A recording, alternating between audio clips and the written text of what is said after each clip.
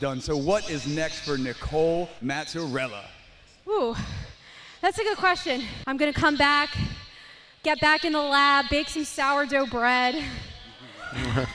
All right, everyone, we're back, and we have a guest here, and we're excited, and everything looks so good. I can't wait for this, Alex. But we have Nicole from All You Knead here. This is actually a studio first for us because typically with Backyard Buzz, we're reviewing, and we don't have the business owner with us, but now we have both. This is pioneering things here. We were going to say nice things anyway, but now we're really going to say now nice we have things. to watch ourselves. It's both because she's here, and also, as we'll get into, we found she could totally kick her ass. So we're gonna say very nice things, but it's going to be true. But Nicole, we'll let you take it away a little bit, kind of tell a little bit about your story, how you got involved with All You Knead and bread, and how you got there in that journey, and then we'll see where it goes. So I've been baking bread for about 5 to 6 years. I started when my mother-in-law bought me a bread machine. All right. You know, I got a bread machine for Christmas one year. It might have been like an anniversary or something.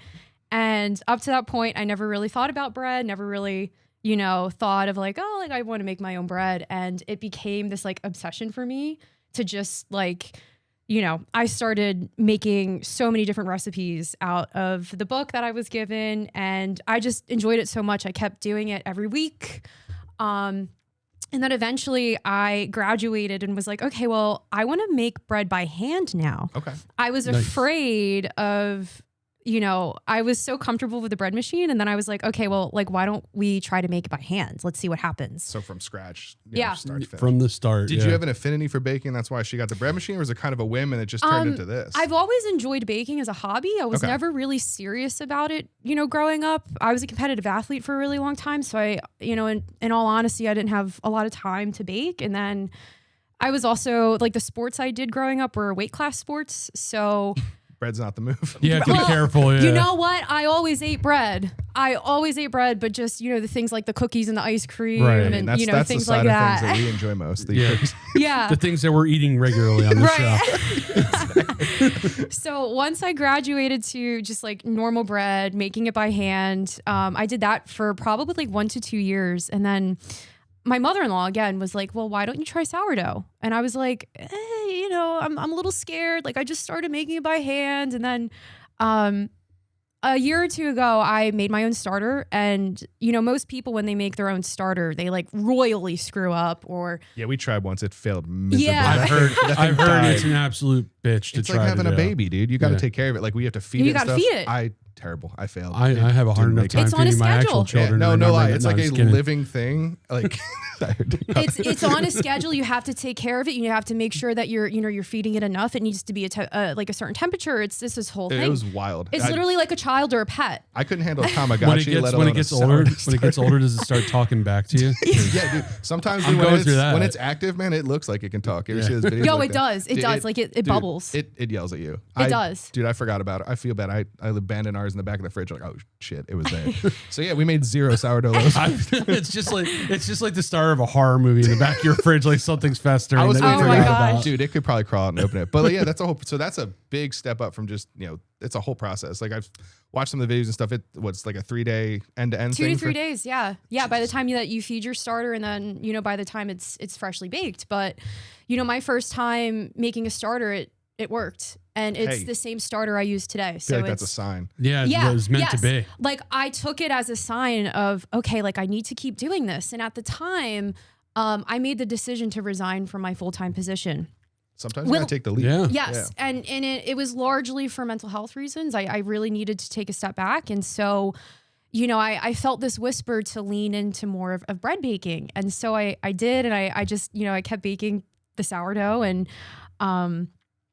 I made it for friends and family at first. And, at the beginning I had an inkling of, like wanting to go into business. Yeah. But, I'm kind of impulsive sometimes, and I'm very obsessive. I'm very competitive. The best stuff comes from there though, if we're being real. Yeah.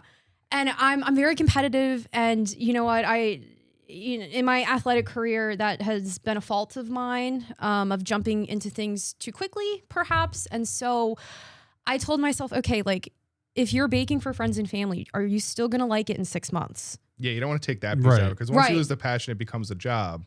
Right. Obviously, it is a job, but that's what we're saying. Like, That's the thing. It's like, yeah, you can love it, but once there's the actual responsibilities to keep it running, Yes. that goes along with doing the thing you love. It can start to, well, okay, this is another thing I have to do. like we've said the same thing with this a lot. When this gets to the point where it feels like we're coming into work and it's not just hanging out with people, meeting people, networking, and doing this kind of thing, then we've realized we need to turn it around, or it's Yeah, you don't want it to become a chore, Correct, right? And exactly. I worked at a small franchise bakery, I guess if you will, last year, just to give myself a little bit more exposure with producing baked goods in mass quantities, using different types of equipment. Probably feels corporate, very like yeah. It was, but it gave me the experience that I needed. Yeah, I mean, Brad pun. Ha ha.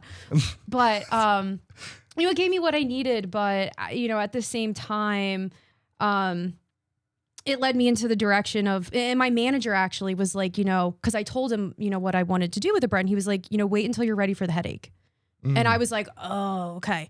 And I asked myself, I was like, am I ready to file taxes? Am I ready to wait, we have to do that crap. Oh, yeah. Am I ready to do my, state paperwork to get, registered? And I wasn't. And so I just was like, okay, well, take the next 6 months to just keep baking bread and figure it out. If you when you are ready for the headache, and if and when you are, that's when you're going to take the leap. And for me, that was around the holidays of 2025. We can appreciate. Literally, we have like the same timeline. I love this. Is like meant to be because literally the same timeline of starting a project, starting a venture, and going. Well, through it sticks to the whole thing, like the people you meet through the people you meet. So like we met Michaela through Chef Nick, who was guest. So there's like, if you look at the family tree of how you got here, there's so many different things. It was Nick to Michaela to you popped up to we followed you to you followed us to you're here now. And like I love how that all happens organically, and that's like the best part about all this. I was trying to figure out how you made my algorithm before he started talking because I was like, well, it's either through them or the fact that you're up in Quakertown. Yeah, it's one or the other. It could be both. I want to give a shout out to Michaela real quick. I've been following Michaela for a little over a year, and she just gets in front of the camera and just talks. She lets it rip. She lets it rip. And I find that so encouraging. And for me, it was really motivating to do the same thing and just like show people who I am and just be really transparent. And I finally got to meet her for the first time. I saw that. Like last week, I was so excited. I brought her bread. Dude, it's wild to me. Like we go usually like every Friday we'll go in there with Charlotte and we'll get stuff. But like the amount of stuff that she puts out, and like it's like you, like one person running the whole thing. It's insane. I don't know how she does it. So much to handle. And then like Saturday, Sunday, but I decided to just make this blueberry lemon focaccia too. I'm like, what do you do? You haven't done enough. How are you doing this? And the fresh lemonade, like she just doesn't stop, and everything is just amazing. Like, yeah, I mean, I made 30 loaves this morning, and for me, that's like a personal best. I got out of bed. I feel like that was a pretty good accomplishment. Hopped in the shower. Said, I'll be here by 9:30. Yeah, of course I knew I was going to be late. But yeah, no, Saturday. It's very unique that because a lot of the people we do partner with and work with, like they don't have the ability. We got lucky that this just lined up. Like getting Michaela in the studio would be almost impossible. Yeah. But to have you here so we can check this stuff out, I think at this point maybe we can dive into that. We can dive in because we're ready to eat. You're ready. I'm totally ready. You loaf. All right. Take that joke with a grain of salt, guys. Damn it. We'll have you just kind of take us through what we got here. Well, so I brought all the loaves of the week. Nice. So each week I have a rotating menu. I always have my classic sourdough, which I call the OG, original gangster. Makes sense. Checks out. And then so this is our OG. It's got a fun little zigzag here. So you do that prior to the bake, like it's almost like when you're making like a latte or whatever, the cappuccino, like that's like you're just etching that in via. I always wondered about that. You use so what I do with my bread, once it's done proofing at room temperature, it sits in a fridge for 24 hours. Okay. To further proof. And then when you take it out of the fridge, the dough's nice and cold. It makes it easier to make the designs. Yeah, I was gonna say those came out like solid. Yeah, you use a razor blade. Oh, okay. So that makes sense. I'm Picasso over here. I'm just going. That's wild.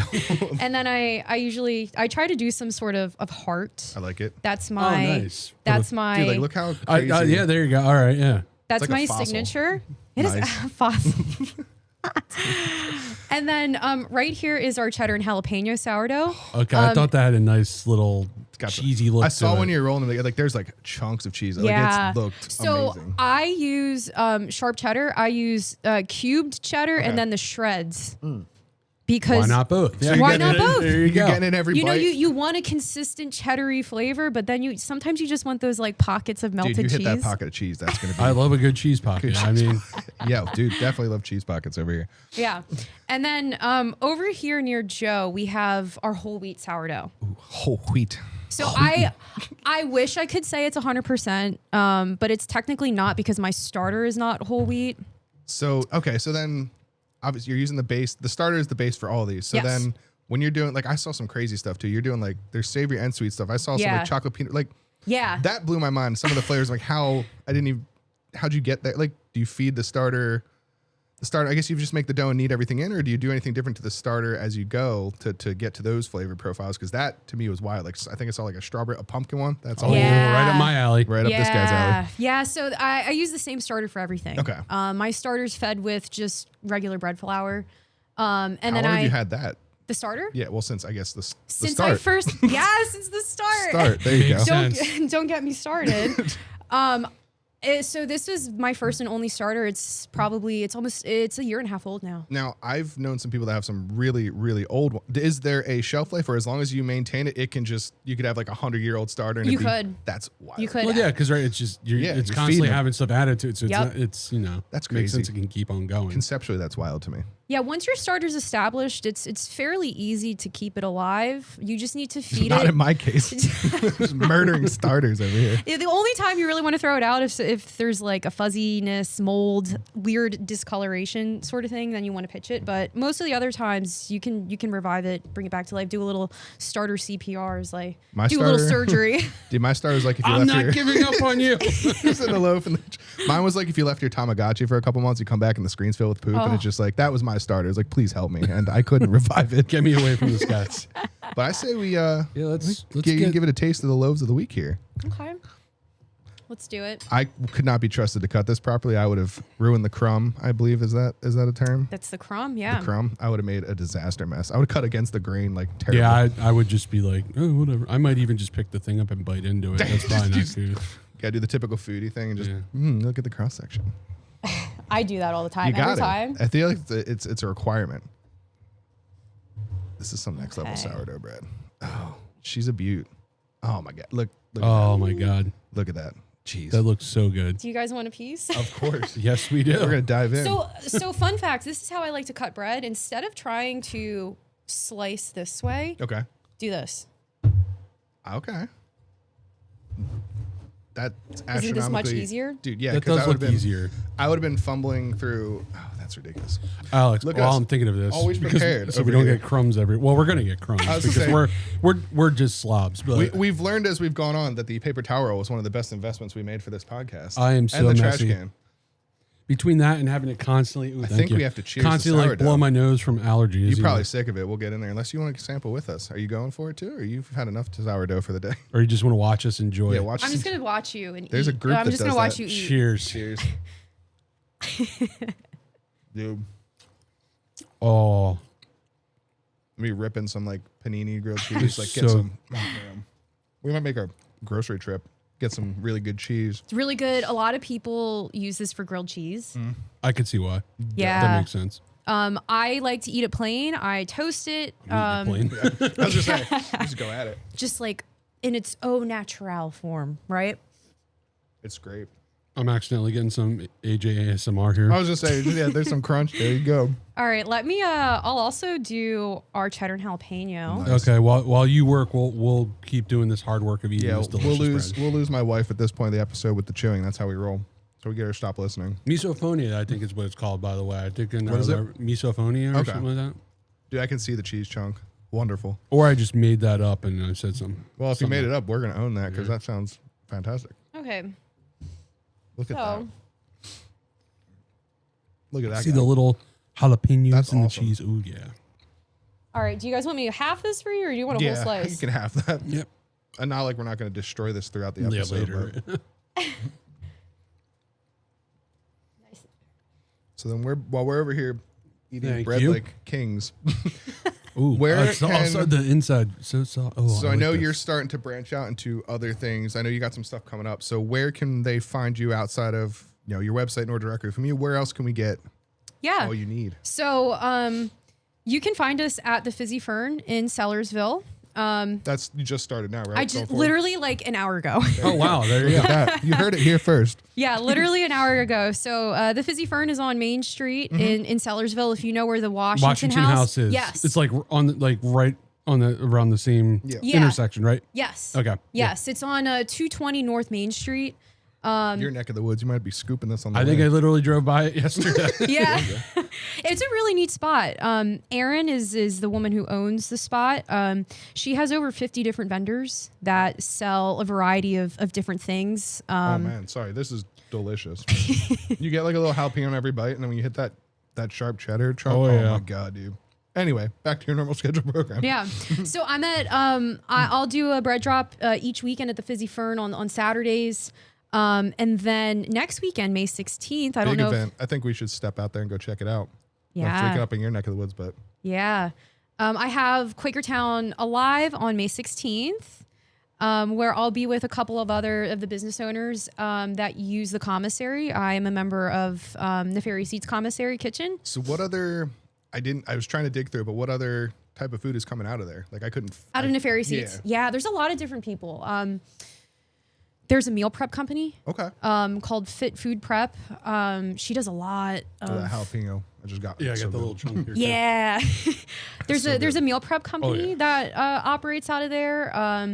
There's a granola company. There's a lot of food trucks too that use the commissary. So they prep it there and then take it with, or are they functioning out of there? If that makes sense, or are they? The food trucks don't.